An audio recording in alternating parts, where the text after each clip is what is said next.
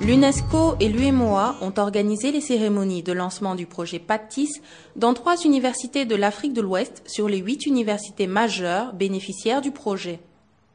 Ces cérémonies ont été l'occasion de procéder à la remise officielle des travaux d'infrastructures réseau et de plateformes informatiques sur les 3 sites. Elles ont surtout été l'occasion de rappeler les besoins à l'origine de cette initiative et les différents enjeux d'un projet d'une telle envergure. Les PATIS constituent à nos yeux un des maillons essentiels de la modernisation du système d'enseignement supérieur et des formations professionnelles prises en étau entre des infrastructures toujours insuffisantes et des effectifs en constante croissance.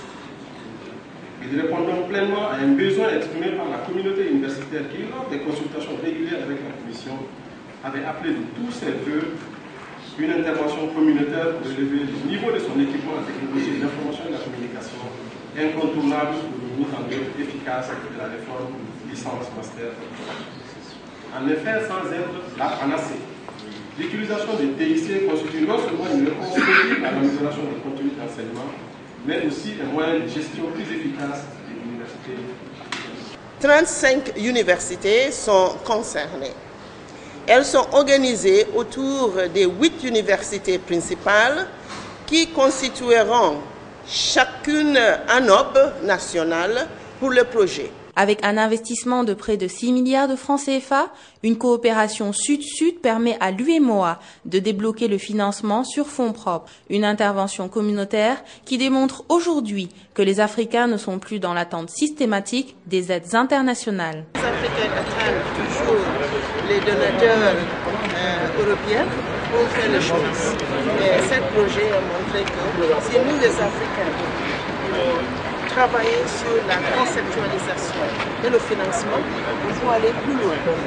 Aujourd'hui, dans les 8 universités principales, on a la possibilité de créer une connectivité, l'Internet pour les étudiants. Et ça a déjà donné une sorte de modernisation qui va permettre les étudiants d'accéder à l'information et atteindre les savoir-être et savoir-faire. Au lancement de ces projets en 2011, tous les observateurs s'accordaient sur le fait qu'ils constituaient l'un des plus grands projets sous-régionaux au profit des universités africaines, financés par des Africains sur leurs ressources propres. D'un coût de près de 6 milliards de francs CFA entièrement financés par la commission de l'UEMOA. Et je précise bien sur nos ressources propres, ce n'est pas des ressources tirées de la coopération, c'est les ressources propres de l'UEMOA qui ont servi à financer le PATIS.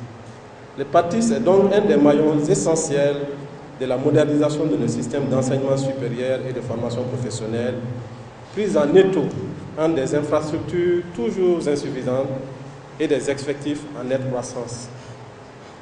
Il répond donc pleinement à un besoin exprimé par la communauté universitaire qui, lors des consultations régulières avec la Commission, avait appelé de tous ses voeux à une intervention communautaire dans le but de relever le niveau de son équipement en technologie de l'information et de la communication, incontournable pour une mise en œuvre efficiente de la réforme licence, master, doctorat. Le projet PATIS a pour ambition d'appuyer le système LMD grâce au TIC à travers 3 composantes. Il s'agit du développement des infrastructures physiques et virtuelles des TIC, de la mise à disposition aux institutions d'équipements et matériels informatiques, du renforcement des capacités d'utilisation des TIC pour améliorer la qualité de l'enseignement, de l'apprentissage, de la recherche et de la gouvernance universitaire. Pour réaliser ces ambitions, l'UNESCO et l'UEMOA peuvent compter sur les gouvernements et différents partenaires dans les pays ciblés. Ils accueillent en effet avec un enthousiasme certain ce grand projet et renouvellent leur engagement auprès des 2 institutions pour participer à la réussite de ce projet. Pour les bénéficiaires que nous sommes et qui appréhendent au quotidien les difficultés de la mise en œuvre de la réforme LMD, nous estimons très salutaire l'avènement du projet PATIS. C'est un projet donc pour tous les 8 États membres. Et cela dans la dynamique des réformes entreprises par ces différents pays. Vous savez que dans le cadre de l'UEMOA, qu'après analyse, il a été décidé de s'engager tous ensemble dans le LMD. C'était presque s'engager ou périr, c'est un peu ça, hein? Parce qu'après analyse, il n'y avait pas beaucoup d'autres possibilités. Ce qui nous reste donc, c'est de tout faire pour que ça tienne, il n'y a pas d'autre salut.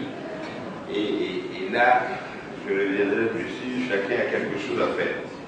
Cette réforme de notre système éducatif qui est toujours discutée part du souci de s'allier à un système de formation ouvert et globalisant qui a fait ses preuves dans le monde entier.